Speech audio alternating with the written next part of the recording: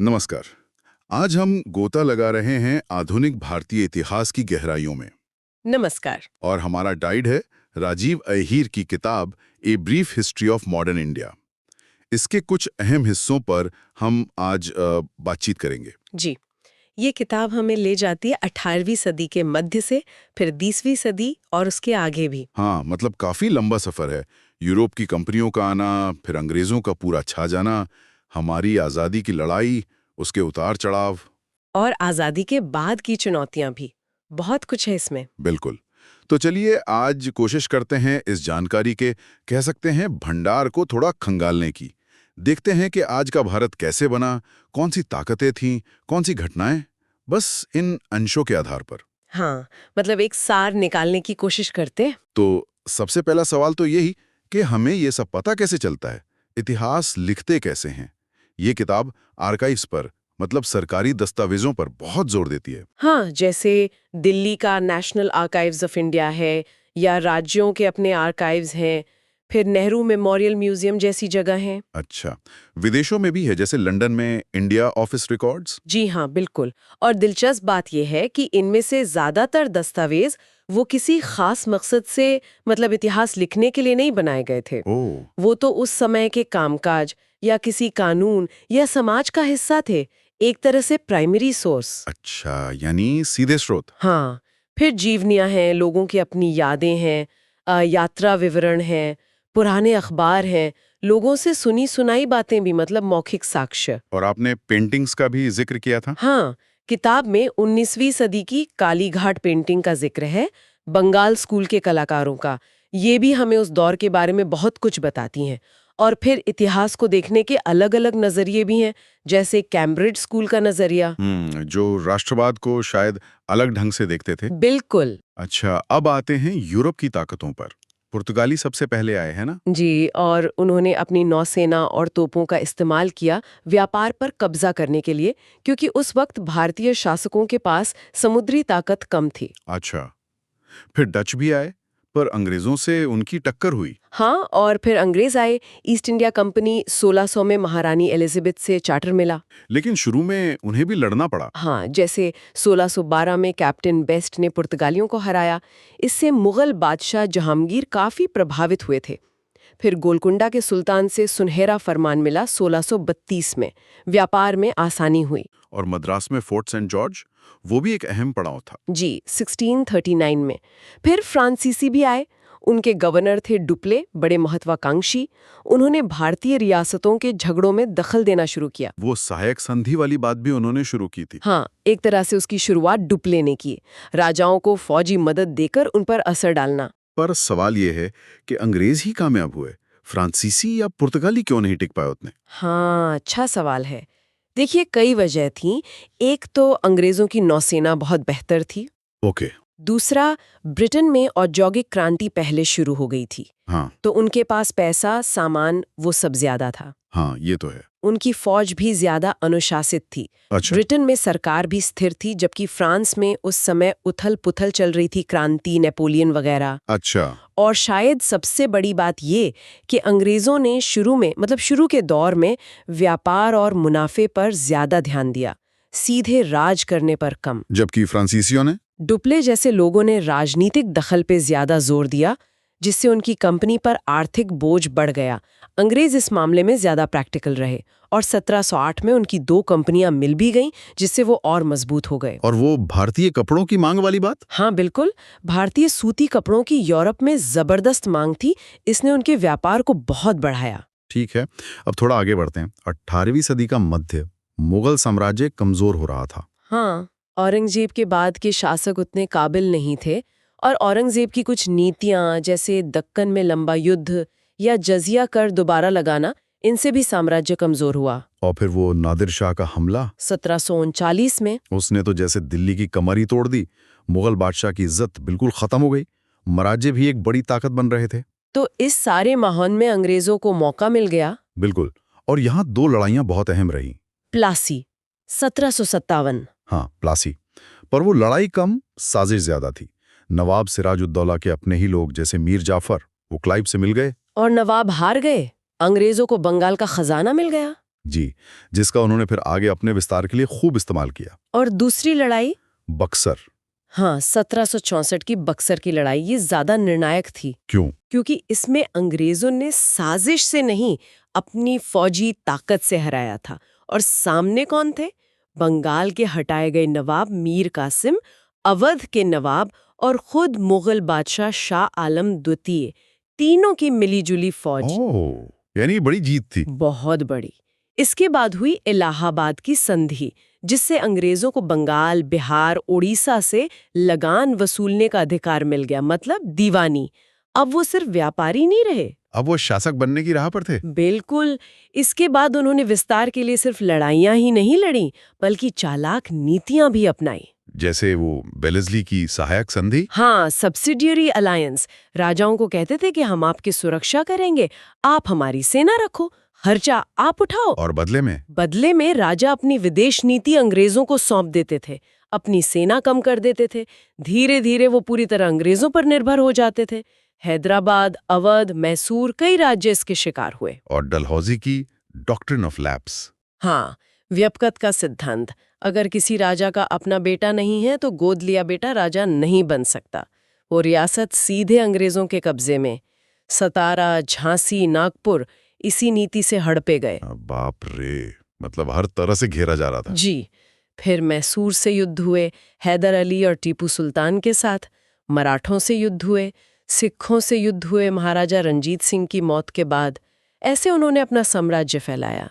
तो जाहिर है इन सब चीजों का असर तो हो रहा होगा लोगों पर, राजाओं पर, किसानों पर, सिपाहियों पर। बिल्कुल। राजा अपनी गद्दी खो रहे थे, किसान भारी लगान से परेशान थे, कारीगरों के धंधे चौपट हो रहे थे क्योंकि अंग्रेजी माल आ रहा था, और सिपाही, उन्हें कम तनख्वाह मिलती थी, उनके साथ भेदभाव होता था। और इनके धर्म में दखलंदाजी की बात भी थी। हाँ, उन्हें लगता था कि अंग्रेज ईसाई बनाना चाहते हैं, उनकी रीति रिवाजों को खत्म करना चाहते हैं।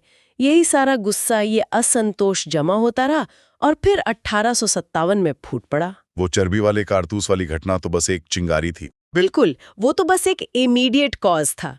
हिंदू और मुसलमान दोनों सिपाहियों को लगा कि उनका धर्म भ्रष्ट किया जा रहा है। शुरुआत मेरठ से हुई, 10 मई 1857। जी, सिपाही दिल्ली पहुंचे और वहां बूढ़े हो चुके मुगल बादशाह बहादुर शाह जफर को अपना नेता मान लिया। ये दिखाता है कि लोगों के मन में अभी भी मुगल बादशाह एक प्रतीक थे। हाँ, एकता का प्रतीक। फिर कानपुर में नाना साहेब, लखनऊ में बेगम हजरत महल, झांसी में रानी लक्ष्मीबाई, बिहार में कुंवर सिंह, कई नेता उभरे।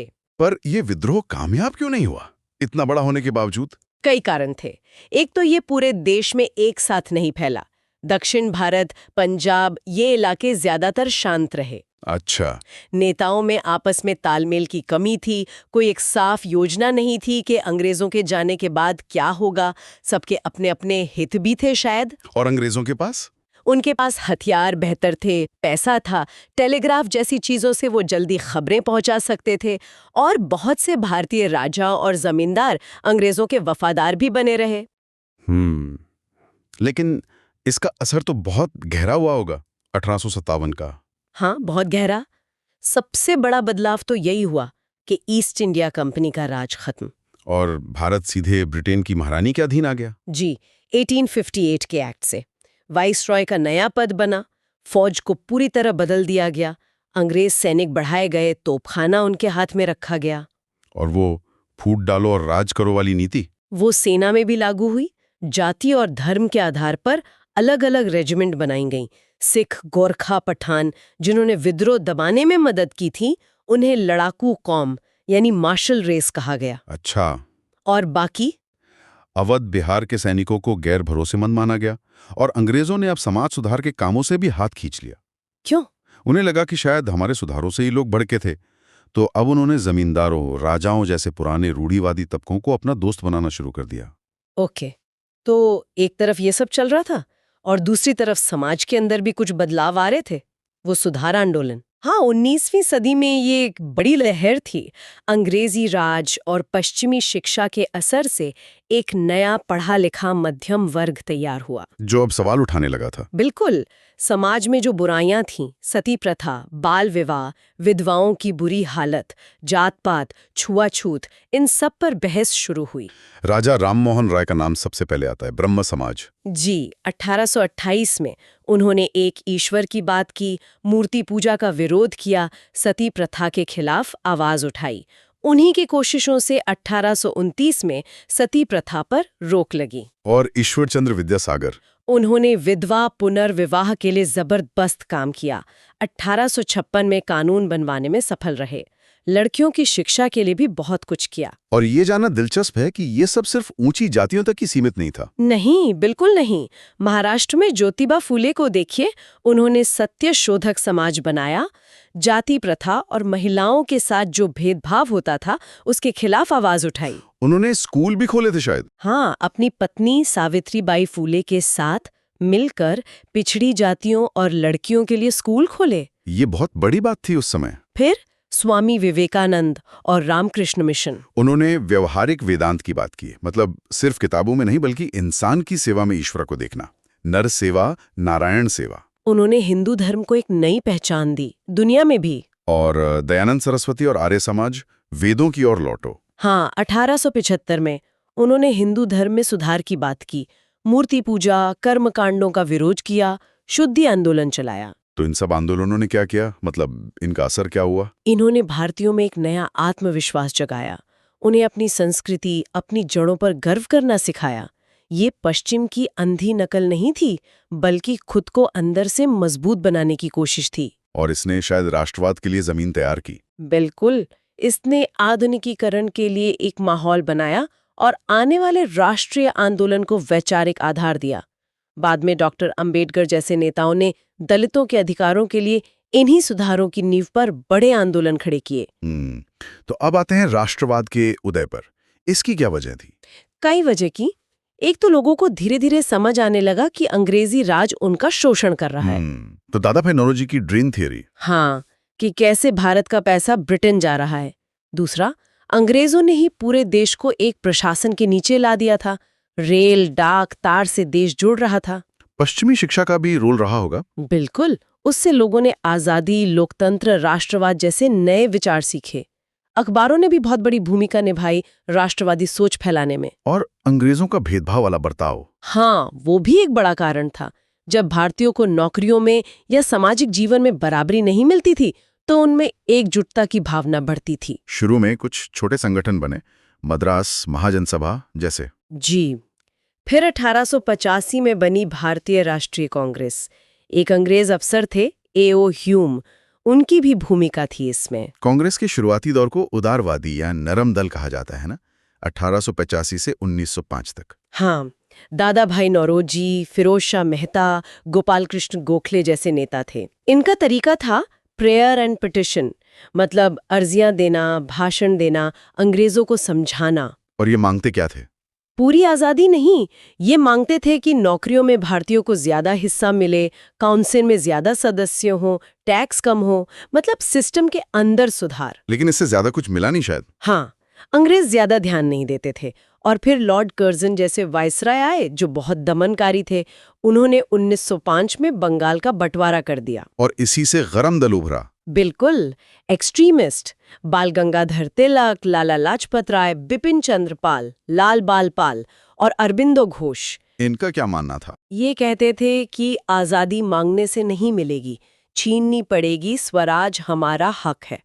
तिलक का नारा था, स्वराज मेरा जन्मसिद्ध अधिकार है और मैं इसे लेकर रहूंगा। और बंगाल बंटवारे के विरोध में स्वदेशी आंदोलन शुरू हुआ। हाँ, 1905 में। ये एक बड़ा आंदोलन था। इसमें विदेशी सामान का बहिष्कार किया गया, अपने स्कूल कॉलेज खोले गए, लोगों को एकजुट किया गया, आत्मनिर्भरता पर जोर था। पर कांग्रेस टूट गई 1907 में सूरत में। हाँ, नरम दल और गरम दल के बीच मतभेद इतने बढ़ गए कि कांग्रेस 2 हिस्सों में बंट गई। इसी समय कुछ क्रांतिकारी गतिविधियां भी तेज हुईं। बंगाल में अनुशीलन समिति, महाराष्ट्र में चापेकर बंधु, विदेशों में गदर पार्टी। फिर आया गांधी युग। 1915 में गांधी जी दक्षिण अफ्रीका से वापस आए। हाँ, और वो वहां सत्याग्रह का सफल प्रयोग करके आए थे। भारत आकर उन्होंने पहले देश को समझा, फिर चंपारण, अहमदाबाद, खेड़ा में छोटे लेकिन सफल आंदोलन किए। ये उनकी शुरुआत थी। जी। फिर 1919 में आया रॉलेट एक्ट, जिसके खिलाफ बहुत गुस्सा था, और उसी साल जलियांवाला बाग हत्याकांड हुआ। अमृतसर वाला, जिसने पूरे देश को हिला दिया। बिल्कुल। इसी पृष्ठभूमि में गांधी जी ने 1920 में असहयोग आंदोलन शुरू किया। इसमें खिलाफत का मुद्दा भी जुड़ा हुआ था। ये पहला बड़ा जन आंदोलन था। हाँ, जिसमें पूरे देश के लोग, गांव, शहर सब जगह से जुड़े, सरकारी नौकरियां छोड़ी, स्कूल कॉलेज छोड़े, विदेशी कपड़ों की होली जलाई। लेकिन चौरी चौरा की घटना के बाद इसे वापस ले लिया गया। जी, 1922 में गांधी जी हिंसा के बिल्कुल खिलाफ थे। इसके बाद कुछ नेता जैसे मोतीलाल नेहरू, CR दास ने स्वराज पार्टी बनाई। उनका मानना था कि काउंसिलों में जाकर अंदर से लड़ना चाहिए। फिर साइमन कमीशन का बहिष्कार हुआ 1927 में। हाँ, क्योंकि उसमें कोई भारतीय सदस्य नहीं था। साइमन गो बैक के नारे लगे। लाला लाजपत राय की इसी विरोध में लाठीचार्ज से मौत हो गई। और 1929 में लाहौर अधिवेशन में पूर्ण स्वराज का लक्ष्य। जी, जवाहरलाल नेहरू अध्यक्ष थे और तय हुआ कि 26 जनवरी 1930 को पहला स्वतंत्रता दिवस मनाएंगे। फिर आया दांडी मार्च और सविनय अवज्ञा आंदोलन 1930। हाँ, गांधी जी ने नमक कानून तोड़ने के लिए साबरमती से दांडी तक पैदल यात्रा की। ये एक प्रतीक था अंग्रेजी राज की अवज्ञा का। पूरे देश में आंदोलन फैल गया। औरतों ने भी बहुत बड़ी संख्या में हिस्सा लिया। फिर गोलमेज सम्मेलन हुए, गांधी इरविन समझौता हुआ, पूना पैक्ट भी हुआ अंबेडकर जी के साथ। हाँ, पूना पैक्ट दलितों के लिए अलग निर्वाचन की जगह आरक्षित सीटों को लेकर था। फिर 1935 का गवर्नमेंट ऑफ इंडिया एक्ट आया, जिसके तहत 1937 में चुनाव हुए और कांग्रेस ने कई प्रांतों में सरकार बनाई। लेकिन फिर दूसरा विश्व युद्ध शुरू हो गया 1939 में। हाँ, और अंग्रेजों ने भारत को बिना पूछे युद्ध में शामिल कर दिया। कांग्रेस ने इस्तीफा दे दिया। फिर अगस्त प्रस्ताव, क्रिप्स मिशन, ये सब फेल हुए। जी, तब गांधी जी ने 1942 में भारत छोड़ो आंदोलन का नारा दिया, करो या मरो। ये तो बहुत बड़ा आंदोलन था। हाँ, इसे अगस्त क्रांति भी कहते हैं। गांधी जी और सारे बड़े नेता तो फौरन गिरफ्तार हो गए, लेकिन लोग खुद ही उठ खड़े हुए। हड़तालें, प्रदर्शन, तोड़फोड़, कई जगह समानांतर सरकारें भी बनी। और सुभाष चंद्र बोस, आजाद हिंद फौज। हाँ, वो भारत से बाहर जाकर जर्मनी, फिर जापान पहुंचे और वहां आजाद हिंद फौज बनाई। दिल्ली चलो का नारा दिया। उन्होंने कोशिश भी की, पर सफल नहीं हो पाए। युद्ध खत्म होने के बाद अंग्रेज जाने को तैयार थे, पर कैसे? बंटवारे का सवाल खड़ा हो गया था। हाँ, मुस्लिम लीग पाकिस्तान की मांग पर अड़ी थी। वेवेल योजना फेल हुई। फिर 1946 में कैबिनेट मिशन आया। उसने क्या प्रस्ताव दिया? उसने एक ढीले ढाले संघ का प्रस्ताव दिया, जिसमें प्रांतों को ग्रुप बनाने की छूट थी और एक अंतरिम सरकार बनाने की बात कही। संविधान सभा भी इसी के तहत बनी। पर लीग ने इसे बाद में माना नहीं। हाँ, पहले माना, फिर मुकर गई और फिर 16 अगस्त 1946 को प्रत्यक्ष कार्यवाही दिवस मनाया, जिसके बाद कलकत्ता में भयानक दंगे भड़क गए। ओह, वो तो बहुत बुरा दौर था। जी, दंगे नोआखाली, बिहार तक फैल गए। अंतरिम सरकार बनी, पर उसमें कांग्रेस और लीग के बीच झगड़े चलते रहे। फिर माउंटबेटन आए। हाँ, फरवरी 1947 में ब्रिटिश प्रधानमंत्री एटली ने घोषणा की कि अंग्रेज जून 1948 तक चले जाएंगे। माउंटबेटन को भेजा गया ये काम पूरा करने के लिए। और उन्होंने आकर क्या पाया? उन्होंने पाया कि एकता अब संभव नहीं है। जिन्ना पाकिस्तान पे अड़े थे, कांग्रेस भी दंगों और लीग के रवैये से तंग आकर बंटवारे के लिए तैयार हो गई थी। तो 3 जून 1947 को माउंटबेटन योजना आई। जी, जिसमें भारत और पाकिस्तान के रूप में देश के बंटवारे की बात थी। पंजाब और बंगाल का भी बंटवारा होना था। रियासतों को छूट दी गई। और 15 अगस्त 1947 को भारत आजाद हुआ। हाँ, लेकिन साथ में बंटवारे का दर्द भी था। लाखों लोग मारे गए, करोड़ों बेघर हुए, बहुत भारी कीमत चुकानी पड़ी। इस मुश्किल समय में सरदार पटेल ने रियासतों को भारत में मिलाया। हाँ, उनका योगदान बहुत बड़ा है। और फिर संविधान सभा ने डॉक्टर अंबेडकर की अध्यक्षता में हमारा संविधान बनाया, जो 26 जनवरी 1950 को लागू हुआ। आजादी के बाद नेहरू जी के नेतृत्व में भारत ने एक नया सफर शुरू किया। चुनौतियां तो बहुत रही होंगी। बहुत। बंटवारे के जख्म थे, शरणार्थियों का सवाल था, गरीबी थी, अशिक्षा थी। नेहरू ने मिश्रित अर्थव्यवस्था का मॉडल अपनाया, पंचवर्षीय योजनाएं शुरू की। विज्ञान और तकनीक पर भी जोर दिया गया। हाँ, IITs बने, परमाणु ऊर्जा आयोग बना, विदेश नीति में गुटनिरपेक्षता का रास्ता चुना, मतलब किसी बड़ी ताकत के गुट में शामिल न होना। किताब के अंश आगे के दौर पर भी रोशनी डालते हैं। शास्त्री जी, इंदिरा गांधी। हाँ, शास्त्री जी का छोटा कार्यकाल, 1965 का युद्ध, फिर इंदिरा गांधी का लंबा दौर, बैंक राष्ट्रीयकरण, 1971 का युद्ध, आपातकाल भी। जनता पार्टी का प्रयोग, मंडल आयोग, फिर 1991 का आर्थिक उदारीकरण। जी, नरसिम्हा राव सरकार के समय, उसके बाद गठबंधन सरकारों का दौर, और हाल के वर्षों में NDA सरकारों के काम जैसे डिजिटल इंडिया, नई योजनाएं, विदेश नीति में बदलाव। लेकिन इस दौरान चुनौतियां भी रहीं। कश्मीर, चीन से युद्ध, पंजाब, असम में आतंकवाद। हाँ, ये सब भी हमारी यात्रा का हिस्सा रहा है। तो कुल मिलाकर ये अंश हमें दिखाते हैं कि आधुनिक भारत का इतिहास कितना विशाल और जटिल है। कंपनियों के आने से लेकर अंग्रेजी राज, फिर आज़ादी की लड़ाई की कई धाराएं, नरम दल, गरम दल, क्रांतिकारी, गांधी जी, सुभाष बोस। हाँ, फिर बंटवारे का दर्द और एक नए राष्ट्र का निर्माण, उसकी उम्मीदें, उसकी मुश्किलें। बिल्कुल। और ये सब पढ़कर एक सवाल मन में आता है कि इतिहास की ये सारी परतें, ये संघर्ष, ये बदलाव, ये सब मिलकर आज के भारत को, हमारी पहचान को, हमारी दिशा को कैसे प्रभावित कर रहे हैं। ये सिर्फ राजनीतिक इतिहास नहीं है। नहीं, ये समाज का, अर्थव्यवस्था का, विचारों का इतिहास है। और इसके सूत्र आज भी हमारी जिंदगी से जुड़े हुए हैं। बिल्कुल सही कहा। और शायद इसीलिए इस जटिल कहानी को, इस इतिहास को समझना आज और भी जरूरी हो जाता है। उम्मीद है इस बातचीत से कुछ सोचने को मिला होगा। जी जरूर।